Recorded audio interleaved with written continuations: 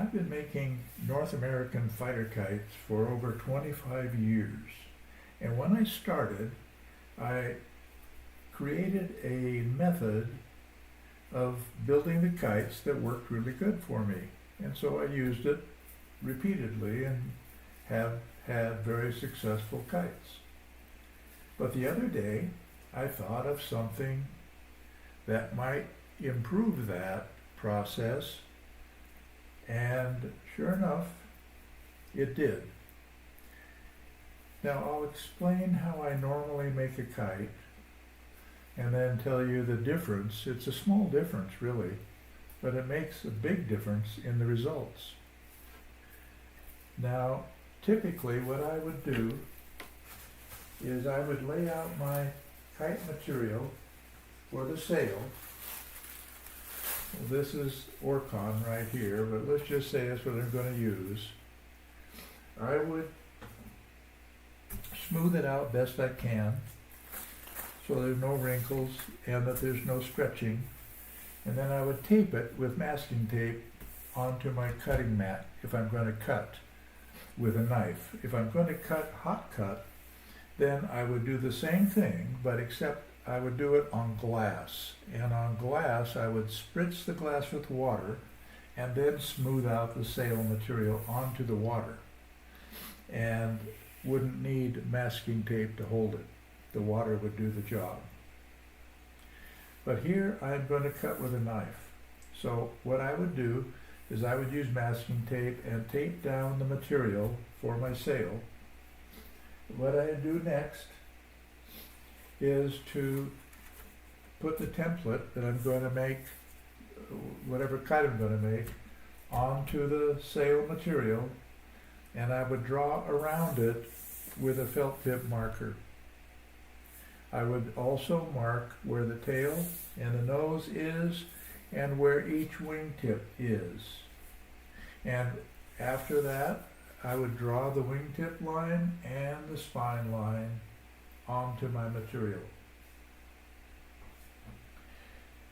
Now, if I wanted to reinforce the nose section of the kite, which I often do, the leading edge of the nose right here, and I do it because the kite flies better and it adds longevity to the kite's life. This is a place on a kite that gets quite a bit of abuse from the wind. So that's what I would do. I would put that on, then I would cut out the kite from the material, and then I would put the kite back on the cutting mat and retape it so it's all smooth, but it's now cut out to be the plan that I want to make. For example, maybe this plan right here. So this would be the shape of the sail now, taped down again, and then I would begin adding the components, the bow, the spine, battens if I used them, and so on. But the other day I thought of something that would maybe make it easier and maybe even better. Turned out I was right, it did. And rather than cutting out the sail as one of the very first steps, I decided I would cut it out as the last step. So what I do is I put the sail material onto the cutting mat and smooth it out, tape it down. I draw around the pattern just like I normally would. I put on the reinforcement for the nose leading edge like I normally would. And then what I do is I install the bow. And when I install the bow, I do it a little differently than typical of what I would do. When I install a bow, I use a device called what I call a bow setter. And it is simply something that has notches in it like this. This is a aluminum yardstick that I filed notches in. And I would set this at the wingtip so the notches were at the wingtips. I would then take the bow, which I had cut to the length of the plan, and I would use contact cement, which is what I normally use, because it bonds with almost everything and bonds really well and very, very rarely comes unglued.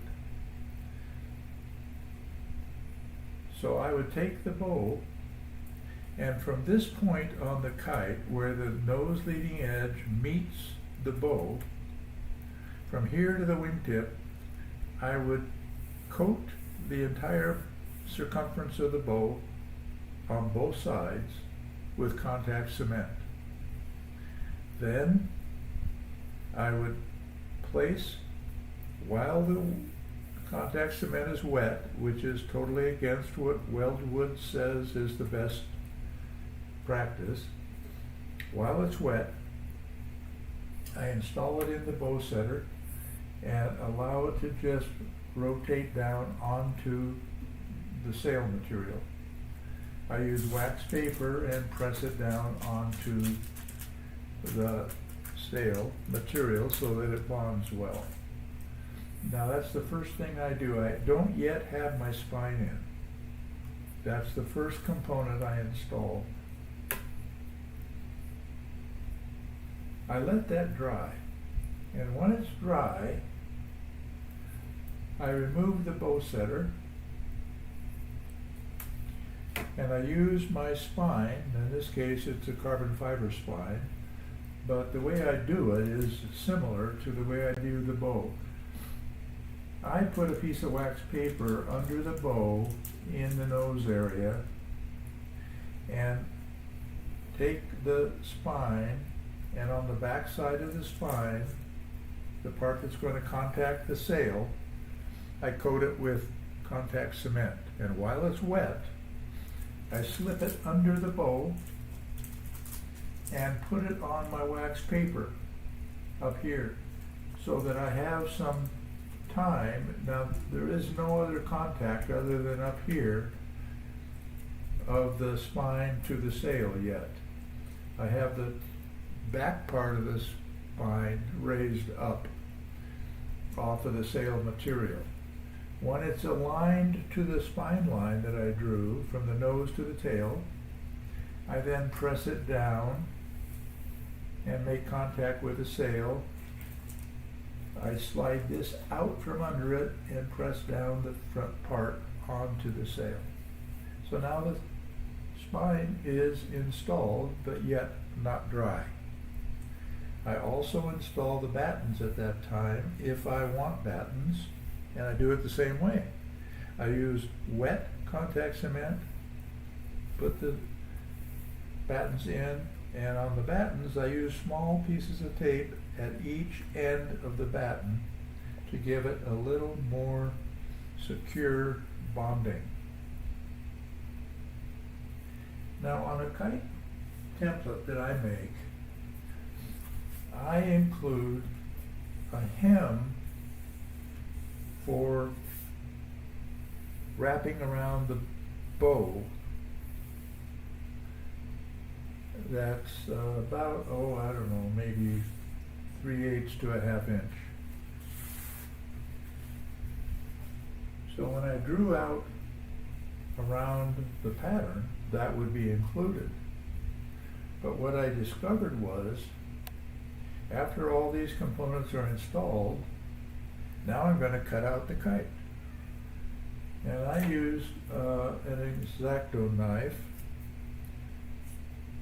the sharp blade, and I cut it either freehand if the shape of the nose leading edge is curved, or if the trailing edge is curved, I cut it freehand. Otherwise, I use a ruler as a guide, because I can cut much more accurately and smoothly with a ruler. And the lines are straight anyway, so it's a pretty easy deal. But when it comes to the hem part right here, I simply cut it right up against the bow so that my knife is vertical and is cutting the sail material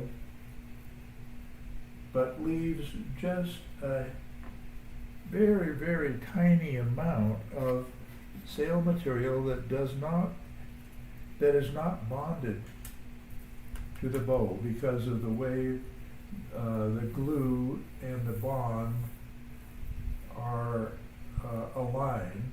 There's a small part of the sail material that does not have glue.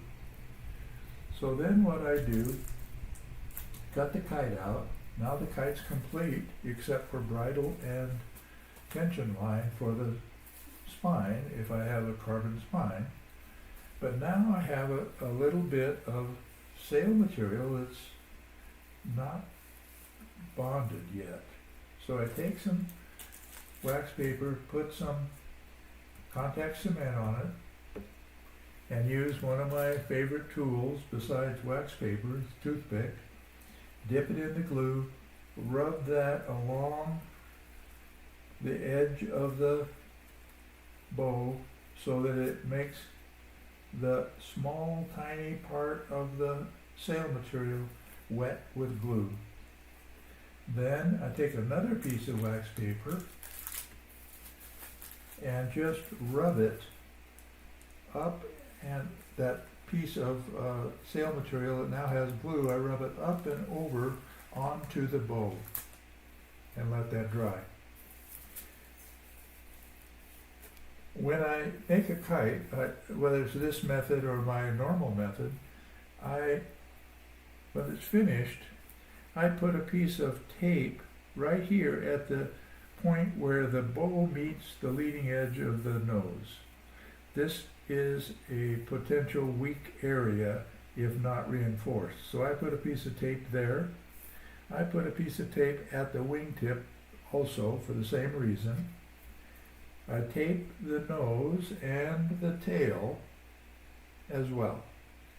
And when I'm making my holes for my bridle, I put reinforcing tape on the holes there as well as on the part where I tie the bow to the spine, where I'm making holes through the sail. And when I make a hole through the sail, because I use synthetic materials, whether it's like this, Orcon, or whether it's a polyfilm or a mylar, the best way to make a hole in those synthetic materials is with something that's hot, that will melt those materials. It is the only way to really assure that the hole will not end up making a bigger tear than you expect. Melting it is the best way. And then after that's done, I dust it because the bow has been, totally coated in wet glue that's now dry but still tacky. I coat all the parts that have sticky glue with talcum powder or baby powder or cornstarch, whatever I happen to have, which will kill the stickiness of the glue, and brush it off, put the bridle on, put the tension line on, and I'm done. And it works really well. The amount of hem that I use is much less than I normally would. It is just as secure, so far anyway, and it saves a step